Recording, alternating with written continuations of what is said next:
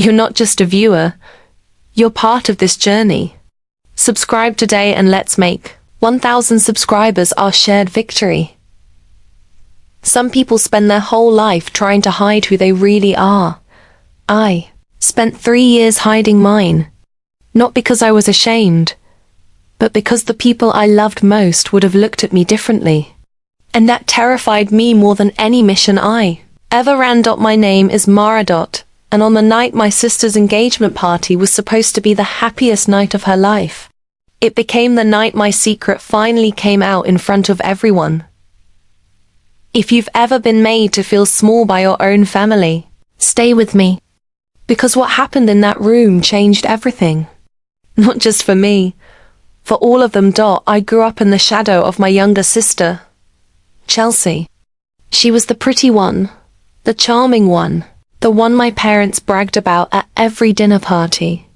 I was the quiet one, the one who disappeared for months at a time and came back with no explanation. The one who always had a boring answer when people asked, "So, what do you do for work?" "I'm in logistics," I would say. "Government contracts." Nothing exciting. That was the story I gave everyone. My parents believed it. My co-workers believed it. Even Chelsea believed it. The truth was locked behind a level of classification I couldn't discuss with anyone. Not my family, not my closest friends. For 3 years, I had served on a specialized rescue and recovery team. The kind that got called in when situations became too dangerous for anyone else. We didn't wear name tags. We didn't get interviews. When the news reported on missions we completed, they used one name for the whole team, the Blizzard Unit, and I led it. But at home, I was just Mara, the daughter who worked some quiet desk job, the sister who never had anything impressive to say. Chelsea, meanwhile, had just gotten engaged to a man named Derek. A Navy SEAL captain, decorated, respected, the kind of man people stood a little straighter around. She couldn't stop talking about him, and she couldn't stop reminding me how far apart our lives had become. The engagement party was held at my parents' house. 50 guests, string lights, a live band, Chelsea floating around in a white dress like she was already the bride. I came alone, in a simple navy dress, trying to blend into the background the way I always did. That's when Chelsea pulled me aside, gripping my arm a little too hard. "Listen," she whispered, glancing over her shoulder to make sure no one heard. "Tonight is important. Derek's commanding officers are here. His whole team is here. Please don't mention your job. Just say you're in between things or something. He respects strength. He respects people who've actually accomplished something. I don't need you making us look." She didn't finish the sentence. She didn't need to. "Hide your low-class work," she hissed, straightening my collar like she was preparing a stage prop, not a sister. "My fiancé is a SEAL captain. He hates unimpressive people." I said nothing. I just nodded and stepped back into the corner of the room the way I'd learned to do at every family event. For the last 3 years, a few people nearby had heard her. They laughed, not cruelly exactly, but easily. The way people laugh when they've already decided someone isn't worth defending. I felt my face grow warm, but I didn't argue. I never did. What was I supposed to say? "Actually, I've been part of operations your future brother-in-law would need clearance just to hear about." I couldn't say that. Not without breaking rules that existed for good reason. So I stood in the corner holding a glass of lemonade, invisible in a room full of people who thought they knew exactly who I was. Around 9 o'clock, Derek arrived with 3 other men in dress uniforms. The room shifted the moment they walked in. People straightened up. Conversations paused. Chelsea practically ran across the room to hook her arm through his, beaming like she'd won a prize. Derek greeted my parents warmly. He shook hands with uncles and cousins. He was polished, confident, Exactly the kind of man Chelsea had always dreamed of marrying. Then Chelsea brought him toward the corner where I was standing. "And this," she said with a small practiced laugh, "is my sister Mara.